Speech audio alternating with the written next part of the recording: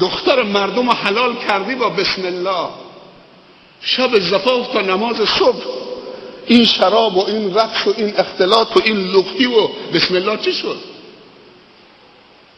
مگر عاقد وقتی میاد قاضی که صیغه عقد بخونه نمیگه 10 بار استغفار کن؟ به داماد نمیگه، نمیگه 10 بار صلوات بفرست؟ که شب سرنوشت‌ها زندگیشون با صلوات و استغفار و بسم الله شروع بکنه، ولی شب خوشیشونو بیان بعد با عیش و نوش و شراب و بزن و برقص و خواننده های مبتذل بی محتوا. شما یک کلمه خوب تو این خواننده هایی که سکرانن پیدا بکنید تا علما برن صف اول اونجا بنشینن. یک خواننده‌ای پیدا بکنید که 5 وقت نماز بخونه، شراب نخوره، چشترانی نکنه، پوچ و بی محتوا نکنه.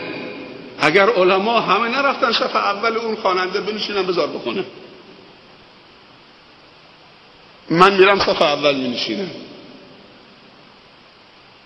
اسلام دنبال ضد شادی نیست، نه شادی که جامعه ما رو به خاک و خون بکشاند. حرام است که به خیرین از جای دیگه بگیم بیاید تو شهر ما کار خیر بکنید، خودمون تو عروسی هامون اسراف بکنیم، اما برای کار خیر از جای دیگه بگیم بیان. اگر در سال 300 تا عروسی بشه، میشه یا نمیشه شیخ؟ در سال 300 تا عروسی بشه تو شهر بستر، هر عروسی 1 میلیون کنار بگذاره، این برای جامعه.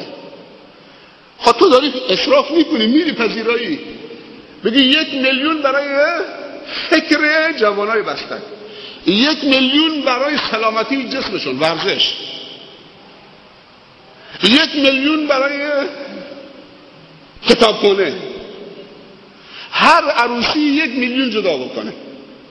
هرچی حاجی هم میره حج برمیگرده 200,000 تومان جدا بکنه. 7 میلیون تومان سوغات میخری، 200,000 تومان جدا بکنه.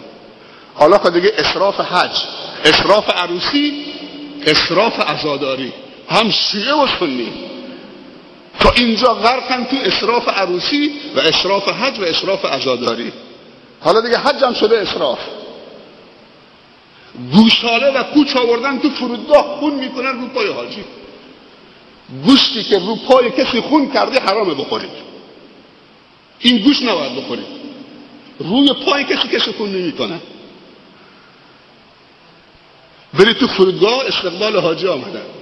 حاجی میگفت 2 میلیون پول حج، 7 میلیون باید سوغاتی داشته باشن. میگه آب زمزم آوردم، ولی طرف چشمش به در اتاق پلاستیکی پر از لباس و ساعت و فلان و قطرات فلان هست، آب زمزم برات آوردم، خرمای عجوای مدینه آوردم،